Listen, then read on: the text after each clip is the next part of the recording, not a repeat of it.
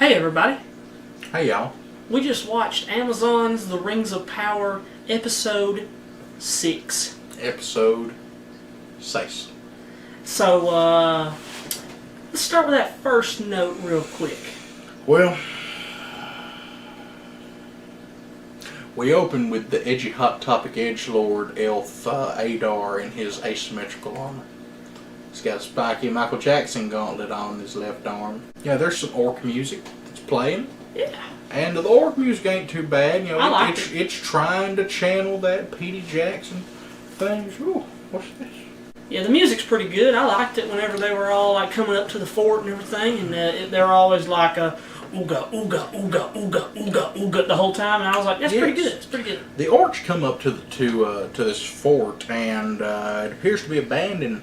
And Arendir, our dashing black elf, hops up on top of the thing and cuts a rope, which destroys the watchtower on the fort, killing several orcs. Now, this is where me and Adam, for a brief time, split down the middle on our point of view to this. I thought it was stupid because the people left the fort. Because you see people down in a field doing the thing.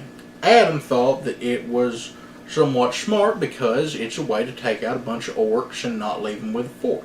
So, you know, there's two different points of views. I thought it was smart up until it showed them in the field.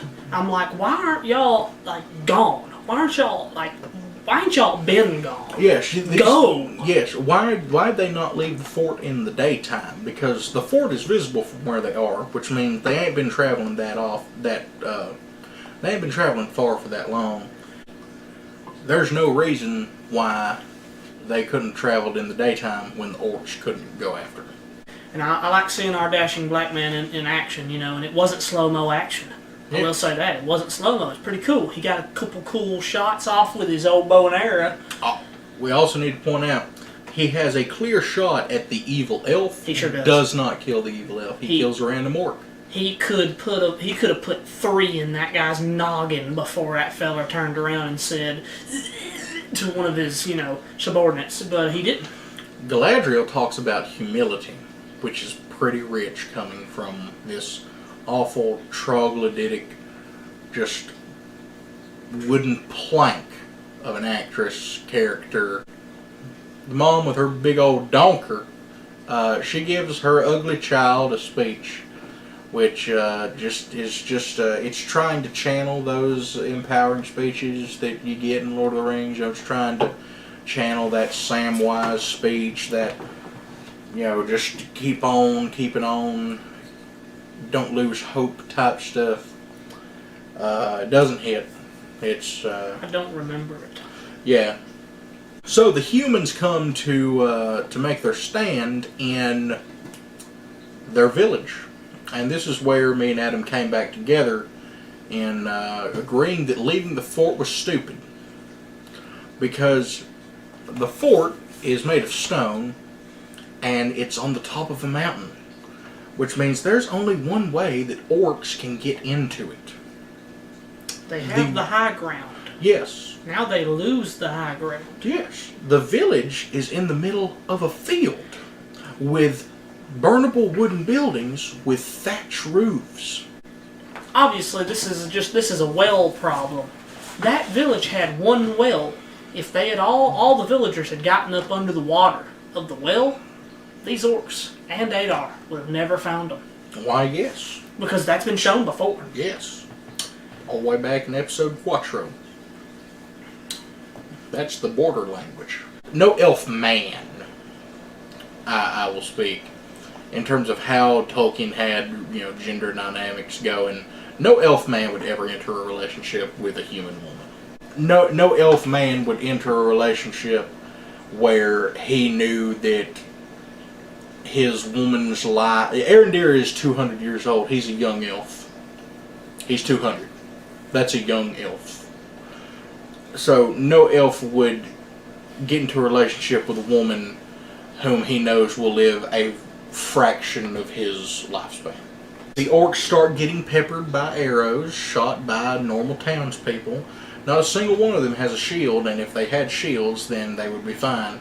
I mean, But, it's a fairly alright set piece, I thought. Fire all the way around them, bunch of orcs dying and everything. You like to see it. Arendir gets into a fight with an orc. It's just a melee fight. Arendir, for some reason, loses his sword. We don't see him lose it. He just doesn't have it for some reason. But he does get into a fairly decent melee fight with an orc. It's got some kicks, got some punches going on, and it's actually well shot and entertaining. I love that fight. It's good. I ran it back. It's the only time in the whole show that I wanted to see something twice. However, Arendir is in fact a weak little child. He does get his tail handed to him. Yes, but by one orc. That orc do look big though. It's like Brock Lesnar throwing him around. It's a big. It's Arendir big doing some cool non slow mo flips. He did which is pretty cool. He had a ballet Bruce Lee karate kick. He sure did. And it was pretty cool looking. Yeah. So I like Arendir, and Arendir's cool, and I liked him getting beat up a little bit too, because it showed some character development. You know what I mean? He can take a punch just like he can give one. You know, it was kind of cool. I ran it back, watched it, pretty good. But of course, why is Arendir getting the snuff kicked out of him? Why is it indeed, if only to be saved by the strong white woman? He does get saved by her. Yeah, Bronwyn gets hit by an arrow. I enjoyed that. I was also certain that she wouldn't die. Everyone thought she would. People are concerned that she's going to bleed to death, and she is indeed bleeding profusely, but she was shot by an arrow in the shoulder. Now, I'm not an anatomical expert, so if anyone knows anything, please feel free to correct me, but as far as I know of, I don't think there's anything vital in your shoulder. It's like you have some stuff in your leg, you get hit in the back of the thigh next to the femoral artery, probably going to bleed to death. You get hit in the stomach, it punctures your spleen. You get hit in the chest, it punctures your lung. There's plenty of stuff. Hit in the neck, jugular, vein, bleeding to death. I'm not aware of anything vital in the shoulder. So the orcs come back.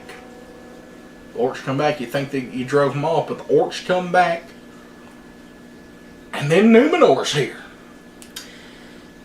Yeah, they're just here. They are just here. They're on the ships one moment, and then they're cavalry riding towards the village in another moment. It takes 14 seconds. Yep. From them to get from Numenor to Middle Earth. And this brings us to our other observation, in the sense that the thing we've been saying for the past at least 2 episodes, is that there's no reason they should know to come here. They should not know. There's not correspondence between Arendir and Galadriel or anything like that. Why are they running so quick, and why are they so quick to start lobbing heads? Yeah. I mean, if they saw an orc, they'd probably kill it. But why are they riding full speed? Oh yeah, they're riding as though they know where to go. There's no reason they should know where to go. They know the region, but they don't know, oh yeah, the orcs are going to be in this town of 3 buildings over here, and that's where the orcs are all going to be. It shows the Queen of Numenor up on a hill with a bunch of soldiers all on their horses. Bad-looking helmet. Yeah, it's not very good. But it shows them up on a hill, like scouting out the area, and I guess that's supposed to tell us that they know that the orcs are attacking there because they've been scouting the area. But at the same time, it never shows that. It's like it just what do they call it? Deus Ex Machina? Is that what they call that? It just happens out of nowhere. Oh, here's Numenor to save the day, and they come in full blazing just like the Rohirrim, and they just kill everything. The evil elf, he has a unique looking sword. He wears it in an incredibly ignorant way. He basically has it in a frog instead of an actual suspended scabbard, and he has a big sword. It's a pretty big sword, and he has it worn in this sort of diagonal facing way. And let me just tell you, as someone who has worn a sword on their side, swords get in the way, and a sword being worn like that would really get in the way. Galadriel does some pretty ignorant horse tricks. It appears that this show, me and Adam differ on this, and Adam could be right. We still got 2 episodes left, but to me it appears that this show is implying that orcs have humanity.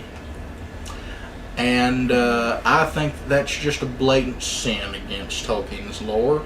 Now, Adam thinks it could be some emotional manipulation. We know how that is. I don't think that the show is trying to say that orcs have, humanity, and they're trying to say, nah, that you got to pick the good out of this bad. No. It's not trying to make you sympathetic against orcs. Every time you see an orc, it's like, man flesh. They're man fleshed all the whole way. They're trying to kill people very poorly. So it's like they're not showing humanity. Every time they show Adar, whatever you say, however you say it, they show him as like he's their leader, and he's their elven leader. He's smarter by a mile than anybody there. He's smarter than most men. Most humans. He's an elf. They are smarter. So it's like, yeah, this Adar guy need a shower. Need to scrub the barnacles off his gooch. I think he's just doing some emotional manipulation. He's like basically like Galadriel has a talk with him. She's like, I'm about to bring all your orcs out into the sunlight so they all turn into Kentucky Fried Chicken. And he's like, don't do it. They have names and families. Which, by the way, if they do end up doing what I think they're doing and implying that orcs have humanity, Galadriel did just threaten war crimes.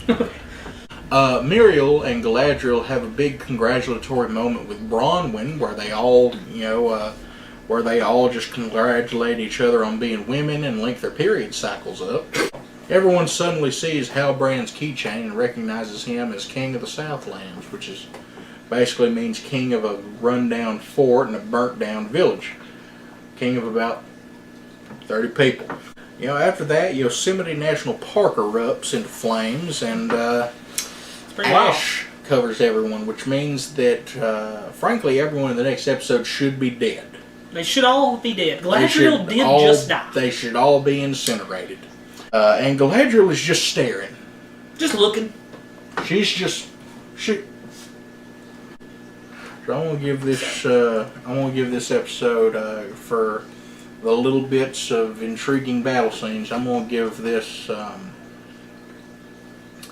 It was entertaining, but it was entertainment behind characters making blatantly stupid decisions. So I'm going to give this a solid 3.5 Rings of Power out of 10. That's a lot lower than I thought it was going to be. I'll give it a 5. It's about half because it kept my attention. It's dumb though. It loses 5 points because it's dumb. Well, you know what? I'll give it. You don't have to give it any more. Because I'm remembering that good melee fight. I'll knock it up to 4. I'll knock it up to half a point. I can't wait to see Cheeto Galadriel in the We're next gonna see episode. Cheeto Galadriel. Explosion. Galadriel goes. Turns into a Cheeto. Dangerously cheesy. Crazy good.